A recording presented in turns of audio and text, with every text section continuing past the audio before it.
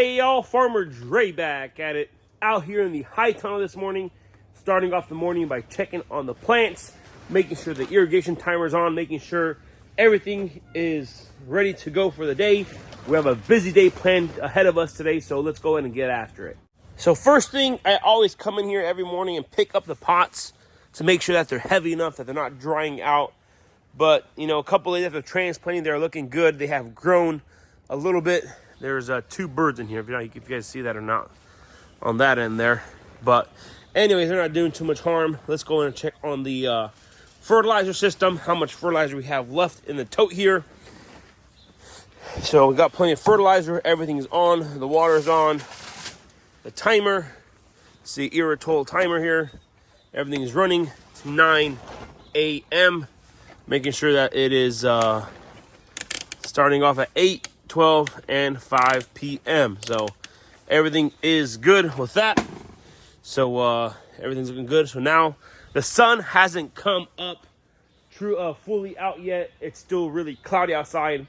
So I'm gonna leave the sides up for now, and then tomorrow, once the sun comes out fully, we're gonna start creeping the sides open. Years ago, we used to have an automatic machine with a timer or the thermostat that would open up the sides.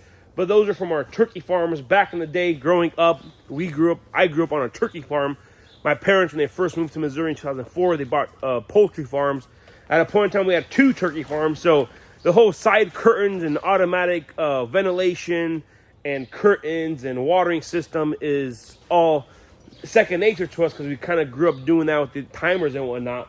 But when my dad was alive, we set up a system with the machine, with the timer. The only issue with that is the greenhouses fluctuate so much in temperature that the machine we were using, the timer we were using, was meant for turkey farms or poultry farms where the temperature doesn't fluctuate as bad. So the current machine was always going up and down, up and down. There wasn't kind of a threshold there to, like a 10-degree buffer there to allow it. So we kind of got rid of that one. There are greenhouse made curtain machines that you can buy, but for now we just manually roll down the curtains with the winches there and just get it done that way. So it's not perfect, but it works for us. It's not terrible, and it gives us a motive to come and check in the high tunnels every single time that the sun comes out, or we monitor the greenhouse a lot more by having to do it the manual way. So one of the first things on the agenda this morning, I want to put up a tarp awning thing that my sisters bought for our pizza station. So we opened up here on the farm with tulips and baby animals here on April 5th. So over the winter, Isaac and I stayed busy. We got our pizza station moved from the front of the bakery there to here. So whenever we are open with the festivals, we serve food. We got the pizzas, the burgers, lemonade, kettle corn, slushies over there, and of course the bakery on that side. But they did buy a tarp to come on top of this right here, to kind of make it look more Italian pizza-ish. And everything here on our farm, all the signage and everything, we made it ourselves. So Big G's Pizza. So we're gonna get that tarp done in here. We got the serving windows, and of course in here we got to finish cleaning up. So that's the Turbo Chef pizza oven, the prep machine there, all this stuff, a bunch of tools still left. We got to clean this up before we open here, before too long. So I was busy last night, stayed up pretty late last night. I went ahead and put our first spray on the apple trees for the year. I just put on some copper just to prevent any bacteria disease that stays inside the wood over the winter. And one big disease that we fight here on the farm with our apples is fire blight. And the copper really prevents that fire blight, the spores from killing them from living inside the wood. If you guys know anything about fire blight, it will destroy, tens of acres of apples in the matter of a couple days. Whenever the temperature and the humidity is right, it will just annihilate your entire farm. So staying on top of that every single day, or whenever it's necessary to spray, is very, very important. I know a lot of farmers don't talk about their spray programs, but here in the Midwest, where we're at in Southwest Missouri, we have too much humidity, too many bug pressures, and my customers personally don't like eating molded and eaten fruit by the bugs, so we got to stay on top of that. All right, so this is the awning right here. Never installed one of these before, but we will see. what this has to, we'll figure it out one way or another. Who needs an instruction book? Don't need that. We'll just jerry rig it up there. I read those instructions. Isaac's gonna go ahead and move our jams and jellies out of our cooler that were in there over the winter from last year to our farm store. My mom is gonna go ahead and start getting all that ready. We have a lot of work to do before we open. This warehouse needs a deep clean. Since last fall, since the festival, and of course over the winter, we've just been putting the warehouse project on hold. But it is time to go ahead and start cleaning it up. The spring is here, folks. So in our walk-in cooler, this is where we store all the fruits and vegetables and stuff that we harvest and pick over the year. Out here with Isaac. So over the winter, we keep all of our jars and stuff in here, because in here it doesn't freeze. Insulated walls. We leave the fan on and the condenser on, so it's a bit of a mess in here too. But over the winter, my mom has been really busy making apple butter, our homemade apple butter. So that whole thing's apple butter. That whole thing's apple butter. We have our own apple cider vinegar we make here on the farm as well. So we just stay busy. But it's time to start cleaning up, because spring season is upon us and we got to get after it. Hey guys, after I learned how to speak Chinese and read it, we finally got it going. Sorry I didn't film too much of us putting it up, because I was just kind of trying to figure it out and not wanting to put the camera in everybody's face. But anyways, we got it done here. This tarp, the way you screw it in is right here. Just tighten this and the whole thing. We have a little tool thingy, but yeah, looking good. Looking more like a pizza shop. Yes sir, yes sir, yes sir. Back in the high tunnel, the sun is fully out now. I came in here about 2 hours ago, opened up the curtains, and now I'm just double checking that if temperature feels right in here. Everything is looking good. The plants are looking good. They're getting plenty of water. So it's good. Now just kind of keep monitoring this all day. Jet is busy. We put all our panels together.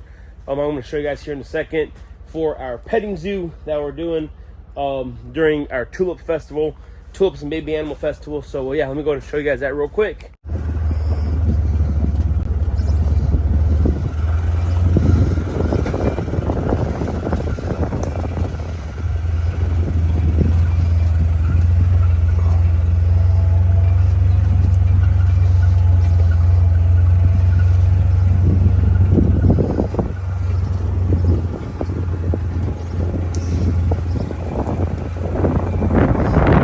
Peach orchard, I was just checking up on how the trees are doing.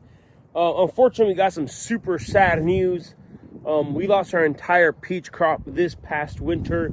We got down to negative 10 degrees about a month ago when that winter storm came through. We got a lot of snow, but those cold temperatures caused all the buds, the flowering buds on these peach trees to die.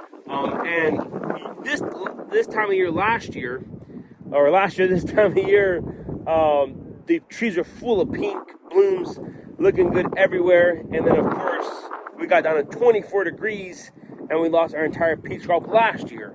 And the year before that, we lost our entire peach crop due to winter injury again. So this is already our third or fourth year we have gone with 0 peaches on our farm, which is very unfortunate, because we can use the crop and we can use the income from the trees. But over the winter, we were sitting there and thinking, hey, what is the point of having a peach crop or a peach orchard if we're not allowed to have, we can't even produce a crop? So we decided to start slowly pulling out more and more peach trees on the farm and replacing them with more apples, more strawberries, more sunflowers, more tulips, more berries that are able to produce a bigger and better crop each year. Isaac is out here today pulling out a couple rows of peaches. So let's go ahead and see what that is all about and what we do to discard all the peach trees.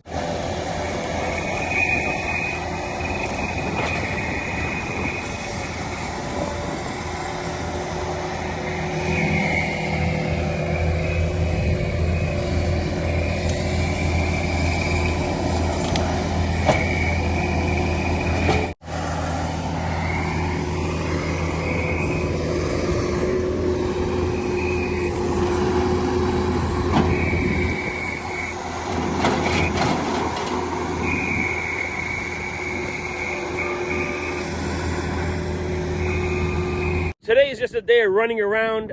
We got them pulling out that row of peaches actually. And now I am in the tulip field, but I'm not here for the tulips. We are gonna go ahead and move this little building here, this little shack. We used it as a checkout station last year for our zinnias and sunflowers and strawberries. But we're gonna move this and turn it into a baby changing station. So we're gonna put this up against the building, take off this little thing here. Then moms that have kids that come to the farm for you picking stuff, can just walk in here, change the baby real quick, and then be gone. So yeah, we had a few complaints last year that moms didn't have where their kids to change the babies and whatnot. So we figured that out. We're gonna turn this one into one of those, and that'll be it. Since I'm here, let me show you guys the tulips we planted last fall. They are looking great, coming up nicely in the rows. We got our design rows going that way, checkered there, and then the backfield that is looking really good back there as well. So yep, 50,000 tulips, baby. So here we are. Oh, whoa, the wind's blowing super bad. Moving it, fork extensions. Bad winds today, boys. These are fork extensions and getting it done.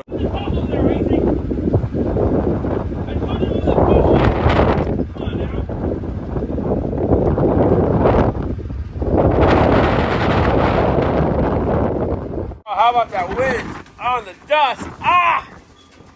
Terrible idea. Terrible.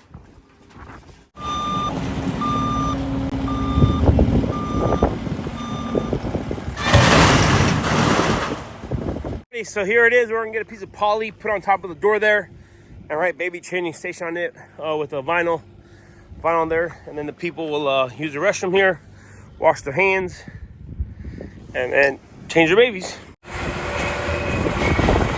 Isaac is out here. We're cleaning up the straw from the fall season, and our tulips that were here last year. We went ahead and built our pedal car track right there, but they're coming up nicely there. They recommend not, leave them in the ground more than 1 year, but sure looks like they came up. Pedal car track right there, and of course our new, we built it last summer, our Ride on Pig track. That is right here. Big Tulip building. Looks good. Everything's intact. The mulch looks great. Awesome. Y'all, this is me it for today's video. If you guys haven't already, go ahead and smash that like button, subscribe to the channel, and I'll do my best to keep on posting videos on here, keep you guys updated on how our entire is going. Tulips are popping out of the ground. Strawberry plants are starting to bloom and starting to get going. So we have a whole lot of work ahead of us. So you guys stick around, and we'll see you guys next time.